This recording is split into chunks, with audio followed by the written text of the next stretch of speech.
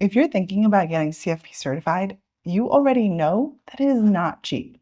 Between coursework, test prep, exam fees, and dues, you're looking at $10,000. That's more than most people have in their emergency funds. And that doesn't even begin to include the 2 to 3 years and hundreds of hours of studying you'll need to do. So, is it actually worth it?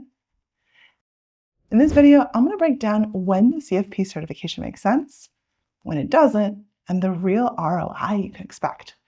And I'll show you why, even knowing all that, I'm still doing it anyways. So let's start with the obvious question. Does CFP certification actually make you more money? The CFP board says that CFP professionals earn 10% more than other financial advisors. Now, there's probably some correlation versus causation happening here. People who spend $10,000 and hundreds of hours studying for certification, well, they're already likely motivated and career-focused. Are those people successful because of the certification, or do more successfully inclined people get certified? Now, that doesn't mean the certification itself has no monetary value. I know plenty of advisors who got real raises after getting certified. Let's say your firm gives you a $5,000 salary bump once you pass the exam. At that rate, you're looking at about a 2-year break even on your investment. For many people, that payback period makes sense, especially when you consider that you'll benefit from that higher salary for years to come. And it looks even better when you consider that many employers will pay for some, if not all, of your certification costs. And then there's what you'll actually learn, which might be the most valuable part. The CFP curriculum is incredibly broad. We're talking about investments, insurance, tax planning, retirement, estate, ethics. It basically covers every area of personal finance. For someone like me, who's always been interested in stuff, I thought I knew a lot.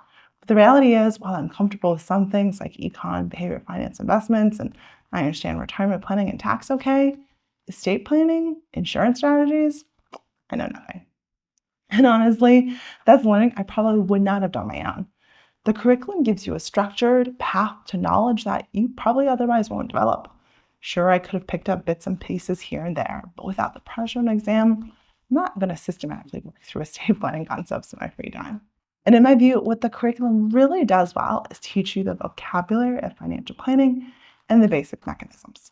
So when a client mentions a charitable remainder trust or asks about whole life insurance, you know what they're talking about and can have an intelligent conversation.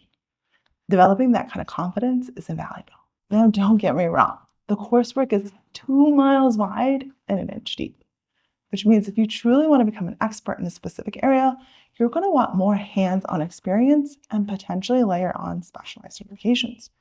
If you already know you're passionate about helping families with succession planning, or you want to help people retire confidently, there are specialized certifications that will be faster and more targeted. CFP certification is valuable if you're still figuring out what you want to focus on, or you're earlier in your career and want that comprehensive base to build from. Now, speaking about early career, what about the professional impact of getting certified? Well, when I surveyed job postings a few months ago, I found that for entry-level positions, CFP certification is rarely required up front. Even for slightly more experienced hires, what employers really care about is your openness to pursuing certification, not whether you already have those letters.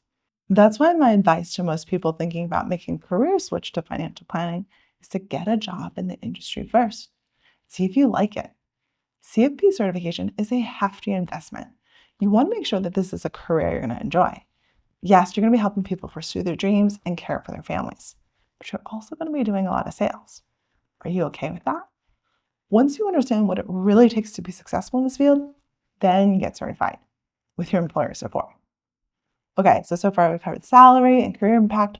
What about clients? Do clients care if their financial advisor is a CFP professional? Well, that depends on your client base. If you're working with retirees who want to see credentials and certifications, it absolutely matters. But for me, well, my target client are startup employees, Silicon Valley types who tend to view formal certifications with a little bit of skepticism. They care more that I've lived through the personal roller coaster of an IPO than the fact that I've studied 200 hours. So given all of that, why am I personally getting CFP certified? Well, before I get to that, if you're finding this kind of analysis helpful, hit the like button.